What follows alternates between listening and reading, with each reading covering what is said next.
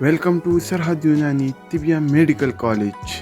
संतीन एक ऐसी शानदार जड़ी बूटी है जिसका आज बहुत नाम है और ख़ास तौर से हर डेंगू, मलेरिया और चिकनगुनिया जैसे अमराज के सिलसिले में ये बड़ी मशहूर हो गई है। इसका काफ़ी असर पाया गया है और मॉडर्न डॉक्टर्स जो हैं वो भी हैरत अंगेज तौर पर इस पर रिसर्च कर रहे हैं। आइए बात करते हैं इस शानदार बूटी के बारे में। अफसंतीन का अंग्रेजी नाम जो है वो वर्म वुड है, यानी लकड़ी का कीड़ा। वर्म वुड नाम इसलिए पड़ा कि ये कीड़ों के लिए बहुत मुहलिक है और किसी भी किस्म के कीड़े की अफजाइश इवन कबर्ड में और दूसरी जगह पर जो कीड़े पैदा होते हैं वहां अगर ये लकड़ी रख दी जाती है तो वहां किसी किस्म के कीड़े नहीं आते हैं, इसीलिए इसका नाम वर्मवुड पड़ा है। इसका लातीनी नाम जो है आर्टेमिजिया एब्सिंथियम है और ये आजकल मलेरिया के लिए एक बेहतरीन दवा समझी जा रही है। इसके अल्कलॉइड्स भी बनाए जा रहे हैं और कुदरत ने इस तरफ रहनुमाई की है कि इससे ये चीज तैयार की जा सकती है। अरबी में इसे खतरक या दमसीह कहते हैं, फारसी या और पंजाबी में मस्तियारा कहा जाता है, हिंदी मजरी, मस्तियारा, क्रिमाला, गुजराती में मस्तारू और संस्कृत में ऐंधना, नागदामनी और डामर भी कहते हैं। हालांकि नागदामनी नाम से एक दूसरा पौधा भी जाना जाता है। तो ये है इसके मुतरादिफ नाम। अस्ल आर्टेमिजिया एब्सिंथियम और अंग्रेजी में इसका है वर्मवुड। आर्टेमिजिया ही नाम से मॉडर्न मेडिसिन में अब इंजेक्शंस बनाए जा रहे हैं। इसकी माहियत क्या है? लेफ्ट साइड पे आप गौर कर सकते हैं कि इसकी माहियत बहुत बड़ा दरख्त नहीं है, एक झाड़ी नुमा पौधा होता है और पूरा पौधा ही इस्तेमाल किया जाता है। हिस्सा मुस्तामिला के तौर पर हमें पूरा पौधा ही इस्तेमाल किया जाता है। खास तौर से इसकी पत्तियां इस्तेमाल होती हैं। इसका पौधा मुश्किल से 1 से 2 फीट या 2.5 फीट तक भी होता है। कुदरती हालत में जो माहियत पाई जाती है उसके बारे में तफसील लेते हैं। पत्ते कहा जाता है कि बरगे सातर की तरह होते हैं। सातर जो पौधा होता है एक नबात जो आमतौर से पाया जाता है और इन पत्तों पर रोएं पाए जाते हैं। इतनी दूर से जो लेफ्ट साइड पे आप देख रहे हैं तो आपको कोई चीज नजर नहीं आ रही है। आइए मैं आपको करीब से बताता हूँ इसकी पत्तियां कैसे होती। देखिए ये है अफसंतीन की पत्तियां। इसके सिरे मैंने बताया कि किस तरह से दंदानेदार होते हैं। पत्तियां जो है बत्तख के पांव की तरह नजर आती हैं। और लेफ्ट साइड में जो मैं बता रहा हूँ वो है सातर के पौधे। हालांकि ये मुनासिबत नहीं रखते, आप खुद गौर कर सकते हैं कि जो अफसंतीन का पौधा है वो कैसा नजर आ रहा है, उसके पत्ते कैसे नजर आ रहे हैं, जबकि सातर के पौधे बिल्कुल मुख्तलिफ। फूल, इसके फूल कैसे होते हैं? फूल की एक खासियत है कि ये गुले बाबुना की तरह होते हैं। गुले बाबुना आमतौर से मिल जाता है, देख भी लेते हैं, लेकिन फिर भी मैं आपके सामने लाता हूँ। लेकिन फूलों की रंगत जो होती है वो उम्मन सफेद होती है या जर्दी माइल या मुकम्मल तौर से जर्द ही होते हैं। आइए पहले हम पत्तों के बारे में तफसील लेते हैं। मैंने बताया कि इस पर रोएं पाए जाते हैं, ये आप करीब से देख सकते हैं। उसकी शक्ल जो मखसूस आप यहाँ पर इस तरह से महसूस कर सकते हैं और बिल्कुल बज़ाहिर तौर से आप देख सकते हैं कि इनमें बारीक बारीक रोएं पाए जाती हैं। ये उसका फ्रंट पार्ट है, ऊपर वाला हिस्सा, और ये बैक साइड पे अफसंतीन के पत्ते यही इस तरह से नजर आते हैं। फूल कैसे होते हैं? फूल बताया गया कि ये बाबुना के फूल के, देखिए ये है बाबुना के फूल और अफसंतीन के फूल। फर्क है, लेकिन दूर से देखने में हमें दोनों जर्द होने की वजह से एक जैसे नजर आते, लेकिन एक मखसूस बनावट है बाबुना के फूलों में। ये बाबुना का फूल है और एक मखसूस तरीका तर्ज है अफसंतीन के फूल का। एक गुच्छा पाया जाता है और बहुत तफसील से मैं आगे इसको और बताता हूँ। बहरहाल इसकी रंगत जर्दी माइल है, कभी कभी सफेद भी होता है। फल, फूलों के नीचे ये जो आप मुख्तलिफ किस्म की डंडियां देख रहे हैं यहाँ पर, इन्हीं के नीचे, इन्हीं पर एक एक फूल के नीचे जब हम बोटेनिकल डायग्राम बताएंगे तो आपको अच्छे से नजर आएगा, गुंडी नुमा फल लगते हैं जो आपको आगे नजर आएंगे। ये मैं आपको दोबारा बता रहा हूँ, उसी का फूल है अफसंतीन का और ये है उसके करीब से उसको क्रॉस सेक्शन अगर किया जाए तो किस तरह से सूरजमुखी के फूलों जैसा नजर आता है। और हर एक में ये जो एक मुस्ततील और लंबाई लिए हुए बैजू शक्ल का है, यही उसका फल बनता है। ये सब्ज फूल हैं। उसके बाद जब ये उसमें तैयार होकर फल बन गए, फूलों में फल बनते हैं और फल इस तरह से नजर आते हैं। ये तुख्म जैसे नजर आते हैं लेकिन दरअसल ये फल हैं। ये अफसंतीन के फल हैं, छोटे छोटे बीज नुमा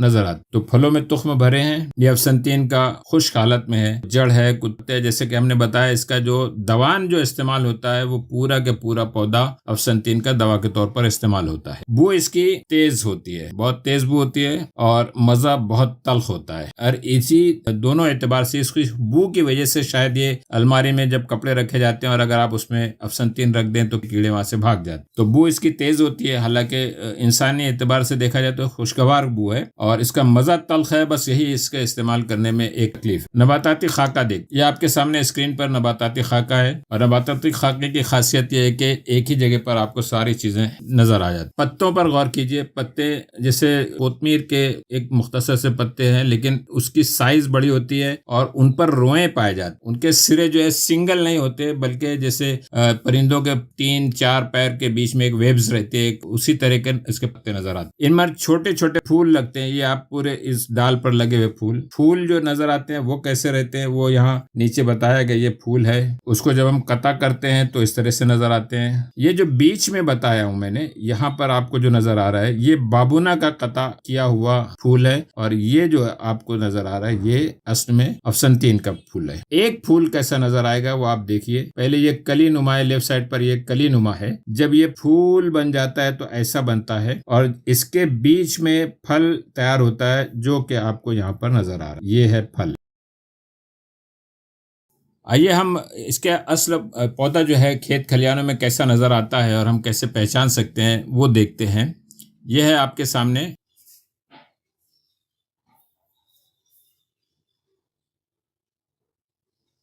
अगर आप गौर करें तो जैसे जो मखसूस शक्ल बताई गई है पत्तियों की, वो यहाँ पर आपको नज़र आ रही हैं। अच्छा, मुख्तलिफ़ किस्म के अफसंतीन के पौधे हैं, उनकी स्पेसीज़ हैं, और उस नौइयत से इनके पत्तियों में मामूली सा फ़र्क, फूलों में मामूली सा फ़र्क आपको नज़र आएगा। कोई किसी किस्म में फूल पूरे पूरे सफ़ेद होते हैं तो और किसी में नुमाया तौर से वो जर्द होते हैं।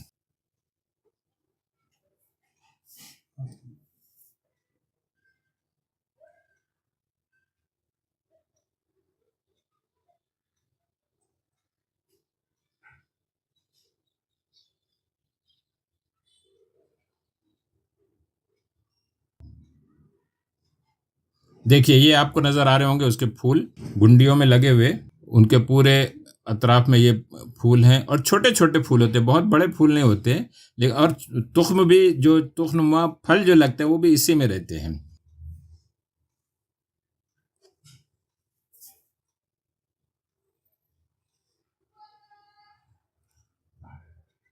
और आप गौर कीजिए किस तरह से वो खेत के किनारे खलिहानों में उगा हुआ है।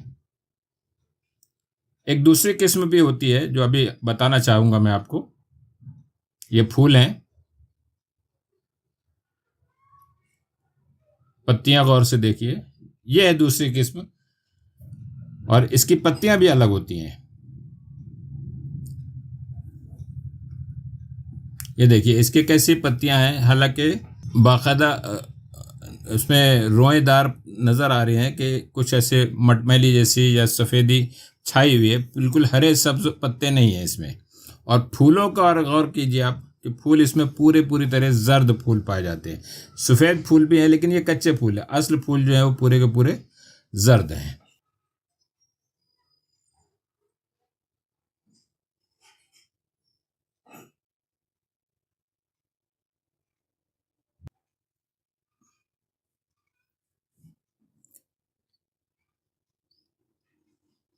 आइए, पैदावारी इलाके किन किन इलाकों में, किन मुल्कों में पाई जाती है और कहाँ इसकी काश्त की कोशिश की जा रही है। लेफ्ट साइड में आप देख रहे हैं इंडिया का नक्शा है, और इंडिया में कहाँ पाया जाता है देखिए, कश्मीर, कुमायूं और जनूबी हिंद का इलाका। ये है कश्मीर का इलाका। इस इलाके में अफसंतीन के पौधे होते हैं, और हिमालय के तराई में ये जो इलाका बताया गया है यहाँ पर खासतौर से इसे कुमायूं का इलाका कहते हैं, यहाँ पाया जाता है। और जुनूब की तरफ में इसकी पैदावार होती है। दुनिया में कहाँ कहाँ पैदा होता है तो आप देख रहे हैं कि इंडिया जो बताया गया है ये जामनी कलर का। मैं आपको बताता चलूं, जो ग्रीन और सब्ज नजर आ रहे हैं यहाँ पर अफसंतीन कुदरती तौर से पैदा होता है, लेकिन जो जामनी कलर के हैं ये इलाका इधर, यहाँ अमेरिका, अफ्रीका में तो बिल्कुल अब है ही नहीं, लेकिन उसके कुछ इलाकों में कुदरती तौर से पाए जाते हैं। इन इलाकों में ये कुदरती तौर से उगाता है, बाकी जामनी इलाकों में इसकी काश्त की जा रही है। कुदरती तौर से पैदावारी इलाके जो अफसंतीन के हैं वो पाकिस्तान है, शुमाली एशिया, अफगानिस्तान, ईरान, नेपाल, तिब्बत और चीन है। और काश्त की इसकी अफादत के मद्देनजर अब भारत, पाकिस्तान और दुनिया के कई ममालिक अफसंतीन की काश्त कर रहे हैं। ईरान में सबसे ज्यादा काश्त की जा रही है, ईरान में सबसे ज्यादा इसके पर तहकीक भी हो रही है। आइए अब समझते हैं कि इसके ये जो अफ़ाल ख़वास बताए गए, इस बुनियाद पर इसको हम कहाँ इस्तेमाल करेंगे, इसकी तरकीब इस्तेमाल क्या होगी। बहुत सारे नुस्खे भी इंशाल्लाह आगे बताए जाएंगे। ये मुलत्तिफ है, नरमी पैदा करता है, लताफत पैदा करता है। इसी बुनियाद पर इसे कहाँ हम इस्तेमाल कर रहे हैं, वर्मिल लौज़तैन, टॉन्सिलाइटिस टॉन्सिल्स के अमराज में, सूजन में, खुन्नाक के मर्ज में, नज़ला व जुकाम में, whooping कफ जिसे बोलते हैं ना, काली खांसी, के मर्ज में, साथ में नज़ला व जुकाम में इसे इस्तेमाल कर। ये मुफत्ते सुदद है, जैसा कि मैंने बताया, ऑब्स्ट्रक्शंस को दूर करता है, सुद्दों को दूर करता है, खोलता है। इस मकसद के तहत इसे इन अमराज में, इन आज़ा के अमराज में भी इस्तेमाल कर सकते हैं। यरकान ये एक ऐसा मर्ज है जो जिगर की वजह से होता है, जिगर में सुद्दे पैदा होने की वजह से भी होता है, इसमें इस्तेमाल करते हैं। तिहाल स्प्लीन में इस्तेमाल करते हैं। रहम में भी अगर किसी किस्म का सुद्दा पाया जाए, मसाने में कोई रुकावट पाया जाए, कुलिया यानी गुर्दों में भी अगर रुकावट पाया जाए तो उसमें ये बहुत अच्छा इफेक्ट लाता है। कातिल किरम शिकम है, पेट के कीड़ों को मारता है, इसीलिए इसे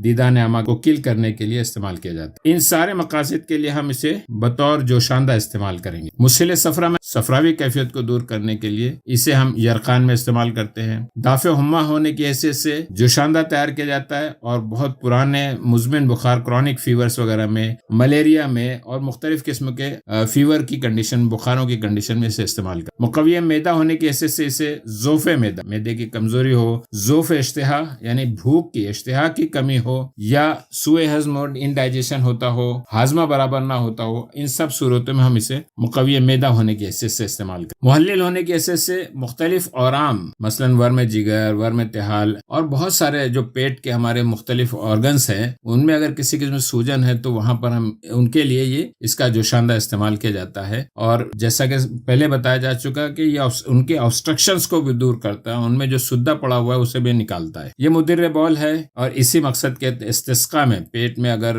पानी भर गया है, ऐसी कोई कंडीशन है, या इदरार की कमी है, पेशाब कम आता है, ऐसे में अफसंतीन फायदेमंद देता है। मुदिर हैज भी है, हैज की भी ज्यादती लाता है, बराबर खारिज करता है। इसलिए एतबा से तम्स में यानी अमेनोरिया या उसर तम्स यानी डिसमेनोरिया, जिनमें मेंसेस जरा डिफिकल्टी से आते हैं, उसमें मुदिर हैज के तौर पर अफसंतीन का इस्तेमाल कर सकते। दाफे ताफुन हैसियत से इसका ये एक इस्तेमाल बताया गया कि वजउल उज़्न यानी कान के दर्द में या कान के इन्फेक्शन में इसका भपारा लिया जाता है, या इसका जोशांदा या कतरा रोगन बना के और उसको बतौर कतरा इस्तेमाल करते हैं। कान का दर्द भी कम होता है और उसका इन्फेक्शन की, जो उसकी इन्फेक्शन की कैफियत है, वो भी दूर हो जाए। ये है कुछ नुस्खे जो आसान तरकीबें हैं जो हम सिर्फ अफसंतीन, वैसे तो अफसंतीन दूसरे मुरक्कबात में इस्तेमाल किया जाता है, तैयारे में इस्तेमाल किया जाता है, लेकिन अफसंतीन खास तौर से अकेले या एक दो दवा के साथ कैसे इस्तेमाल करेंगे वो समझिए। मलेरिया, जरासीम कुश दवा के तौर पर और कातिल दीदान असर के लिए, खास तौर से निसियान,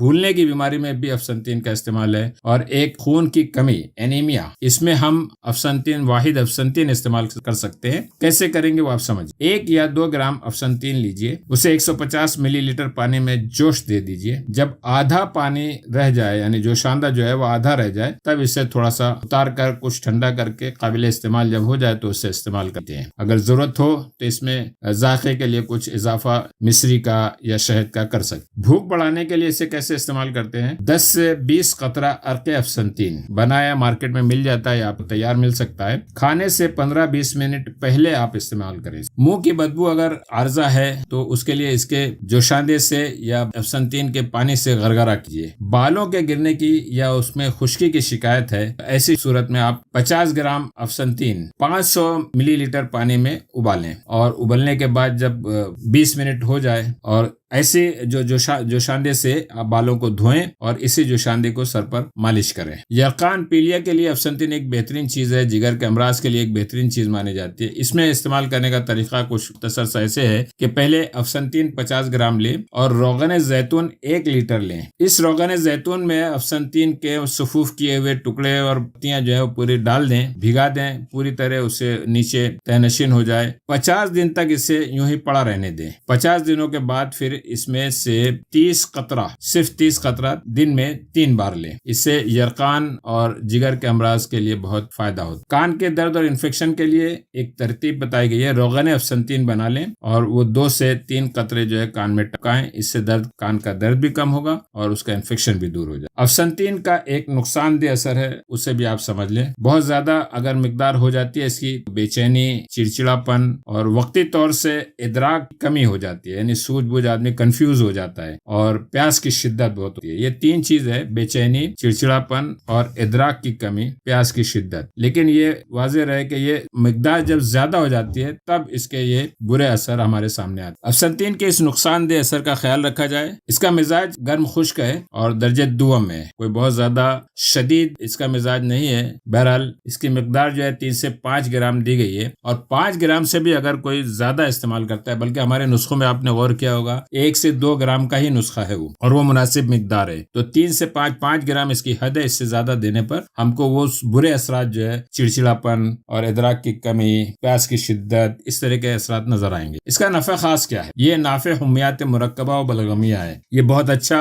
मुसफ़िया खून होने की हैसियत से और मुख्तलिफ किस्म के आज़ाब के वर्म को दूर करने के लिए, हर तरह के जो फीवर्स पैदा हो जाते हैं उसमें ये बहुत काम देता है। इसलिए मुख्तलिफ अमराज में आप इसे इस्तेमाल कर सकते हैं। मिकदार खुराक का ध्यान रखें। अगर ज्यादा हो जाती है तो इसका मुजर्रत है एक और वो है मुसद्दे। इससे सर दर्द पैदा होता है। मुसद्दे सुदा से बना है, सर दर्द। इसकी इस्लाह के लिए जब ऐसा हो तो पहले से आप इसमें अनीसून का इजाफा कर लीजिए थोड़ा। अनीसून एक दवा है जो हम आगे आपको इसके बारे में तफसील बताएंगे। बदल के तौर पर गुले गाफिस इस्तेमाल करेंगे। अगर अफसंतीन ना मिले तो गुले गाफिस लें। इसके दस्तयाब मुरक्कबात अफसंतीन के मार्केट में कम है, लेकिन अब इफादियत बढ़ जाने की वजह से मुख्तलिफ मुरक्कबात इसके तैयार हो रहे हैं। कुर्स अफसंतीन बनाई जाती है। अर्के अफसंतीन बहुत आराम से मिल जाता है आपको मार्केट में। इत्रिफल दीदान में अफसंतीन शामिल किया गया है और ज़माद कबिद यानी कबिद के ऊपर, लीवर के मुकाम पर ऊपर से ही इसका ज़माद किया जाता है। उससे भी चूंकि मुहल्लिल वर्म एंटी इन्फ्लेमेटरी है तो उसका कबिद पे जो सूजन है, जिगर की सूजन को कम कर। अफसंतीन पर जो तहकीकात मैंने बताया कि बहुत जोर शोर से पूरी दुनिया में अफसंतीन पर तहकीकात हो रही है, रिसर्च हो रहे हैं और कई एल्कलॉइड्स, कई प्रोडक्ट्स, इसके अज्जा जो है मालूम किए गए हैं। सबसे अहम जुज है अफसंतीन। यही है जो एंटी मलेरियल भी है, चिकनगुनिया पे भी काम कर रहा है और इसी से आपका डेंगू पे भी असर आता है। अफसंतीन का इफेक्ट बहुत अच्छा है। इसमें रेजिन पाया जाता है, वोलेटाइल ऑयल है, एसेंशियल ऑयल है, ऑर्गेनिक एसिड्स हैं, बहुत सारे टैनिन्स है, फेनॉल्स हैं और बहुत सारे नए अल्कलॉइड इसमें से दरियाफ्त किए गए जो मैं अभी आपको और बताऊं। ये है पूरी फहरिस्त, बल्कि और भी कई हैं। Lactone, terpenoid, thujone. हुक्मा हजरात इससे ज्यादा दिलचस्पी नहीं रखते क्योंकि ये मॉडर्न साइंस की दरियाफ्तें हैं, लेकिन इस बात का गवाह है ये कि अफसंतीन में बहुत सारे फवायद पाए जा रहे हैं जिसकी वजह से वो बैनुल अक़वामी तौर से इसकी इफादियत और इस्तेमाल बढ़ गया है।